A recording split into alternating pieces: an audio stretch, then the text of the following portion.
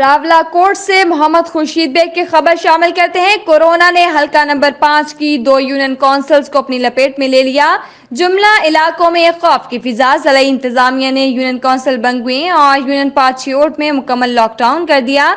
In charge corona control district पूंछ रफाकत ताहिर ने तस्दीक कर दी।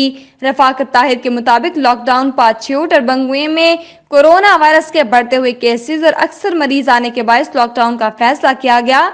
तर्जुमान डिस्ट्रिक्ट हेल्थ ऑफिस के मुताबिक यूनियन काउंसिल बंगुए और पाछियोट में कोरोना वायरस के मजीद मरीज मुतवक्का हैं, लिहाजा आवाम से अपील है कि एहतियाती तदाबीर इख्तियार करें। मास्क लाजमी पहने, गैर जरूरी घरों से बाहर ना निकलें, शादी ब्याह और दीगर भीड़ वाली जगहों में जाने से गुरेज करें। ये पैगाम दूसरों तक पहुँचाएं, अपनी और अपने प्यारों की हिफाजत करें। सेहत खराब हो तो शोबा हेल्थ के मुलाजमीन से राब्ता करें।